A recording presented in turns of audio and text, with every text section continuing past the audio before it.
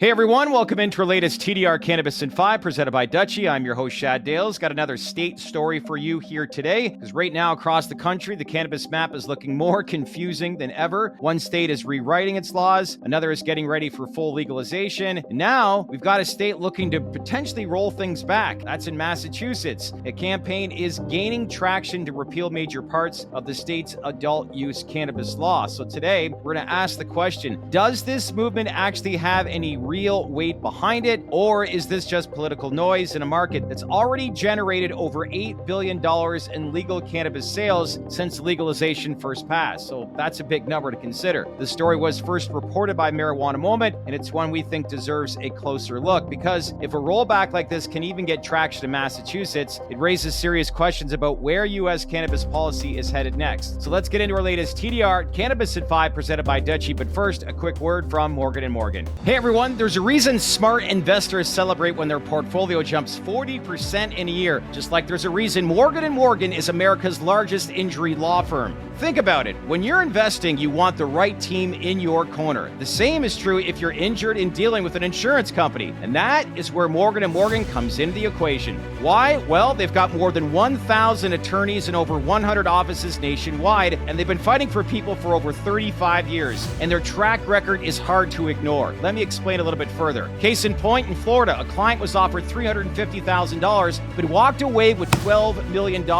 In Pennsylvania, another client, they turned $650,000 offer into $26 million. That's a 40x return. So in total, Morgan & Morgan, they've recovered more than $25 billion for over 500,000 clients. So really, when you hire him, it's like bringing in a legal army that has your back. Because if you're injured due to someone else's negligence, you deserve to be paid. And let's be honest, not all law firms are created equal. But with Morgan & Morgan, their fee is free unless they win. You can start your claim right now by clicking the link in the description below, or by scanning this QR code on your screen with your phone. At the end of the day, if you want what you deserve, make sure you go in with the right team by contacting Morgan & Morgan today. Now, let's get back to the rest of our video. All right, let's now get into the news about Massachusetts, and here's the headline. A spokesperson for a campaign in Massachusetts says their initiative to roll back marijuana legalization is officially on track for the 2026 ballot. I don't know why, but it is what it is. The group behind it, called the Massachusetts Anti-Crime Alliance, has reportedly collected enough signatures to move into the next phase of the process, meaning they're closer than anyone expected to putting this question in front of voters. But there's only 100,000 signatures required in this. So what's their argument? Well, they claim that the 2016 legalization law that has led to an increase in impaired driving, youth access, and neighborhood quality of life concerns, language we've heard many times before from anti-legalization groups across the country. Okay, show me the data. Now, they're not necessarily calling for a full repeal, but they do want to impose new restrictions on how cannabis businesses operate, including potentially scaling back retail expansion and tightening zoning and licensing. Okay, so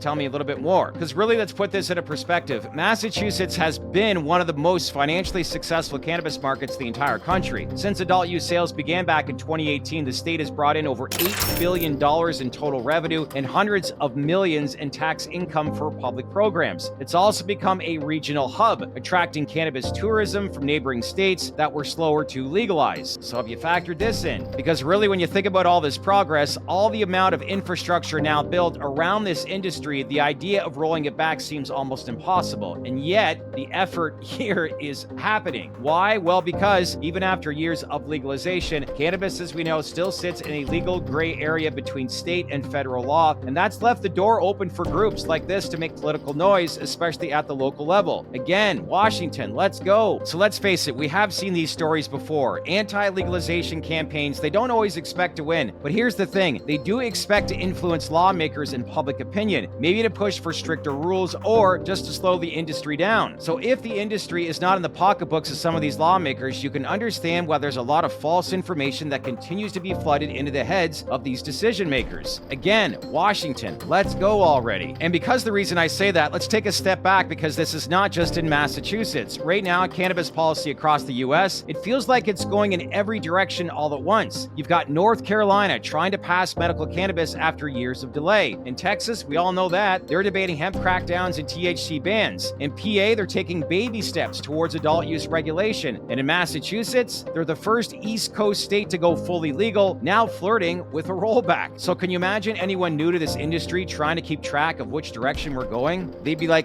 see ya. So this is exactly what industry investors and operators mean when they talk about regulatory chaos. Every state is creating its own version of cannabis law, and as a result, the national landscape, it looks more fractured than ever. That's part of why moves like this in Massachusetts get so much attention. They highlight just how unpredictable things still are, even in mature markets. Why are we even having this conversation already? So next up, let's find out, does this movement really stand a chance? And honestly, not much of one at all. Here's the reason why I say that. Let's look closer. Polling in Massachusetts has consistently shown that a strong majority of residents support legalization and oppose rolling it back. The state's cannabis program may not be perfect, but it's firmly entrenched in the economy, the tax system, and let's face it, the job market. So the big question is whether this campaign could succeed in shaping perception, not necessarily repealing the law, but fueling a narrative that adult use legalization has gone too far. And this stuff works for people that don't, again, follow the industry closely. And when you have that, that's why the federal government is hesitant right now on announcing any kind of reform. So that type of framing can absolutely, as I said, influence lawmakers, especially as the industry continues to evolve and rescheduling discussions happen at the federal level. So while this specific effort may not have the muscle to reverse legalization, it does feed in, as I said, into broader storylines, one that paints cannabis reform as something still up for debate, even in states that have long moved on. That is the reality, everyone. So really, here's why you should care about what's happening right now in Massachusetts. It shows again how fragile cannabis progress can still be. When you look at it, even in states with years of successful sales, robust tax revenue, and broad public support, a small but vocal opposition group can still find a way to make noise and force the issue back into the headlines. My response to that, 70% of Americans want reform. They're going to look through this. Now, from an investor standpoint, that creates, as I said, risk, and we see a lot of this in the industry. Every time a market stability is questioned, whether it's through a lawsuit, a ballot campaign, or a local zoning fight, it sends ripple effects in the industry. Uncertainty. So that uncertainty can impact everything from capital investment to company valuations to long-term planning. So while Massachusetts isn't about to reverse the course, this campaign is another reminder that the political side of cannabis is never fully settled until we hear something from Washington. So looking ahead, as we get closer to 2026, this will be one to watch, not because the campaign is likely to succeed, but because it could shape how other states frame their own cannabis debates. Keep that in mind. So if Massachusetts voters shut this down decisively, which I think they will, it'll reinforce the idea that legalization is now mainstream and, let's face it, here to stay. But let's play devil's advocate. If the campaign gains traction, even without winning, it could embolden similar movements elsewhere, particularly in states where rollout issues, local opposition, or retail oversaturation are already fueling discontent. Keep your eye on PA and if it'll have any influence on that, right? So here we are. So to wrap things up here today, again, Massachusetts, it may not be reversing legalization anytime soon, but the fact that a rollback campaign is even part of the conversation says a lot more about where things stand right now in U.S. cannabis policy. Confusion, mixed signals, political noise, it's all happening at the same time right now. And I know a lot of people are frustrated with what's being delayed. So hopefully, again, this type of information is being fed to the president on so many different directions that are taking place at the state level. And until we get an announcement from Washington, it'll start to answer all these questions. Let's keep it simple, right? And with that, leave your comments below. Love to get your feedback. If you like this breakdown of this video, make sure to like, subscribe, and smash on that bell for all notifications. And stay connected with us here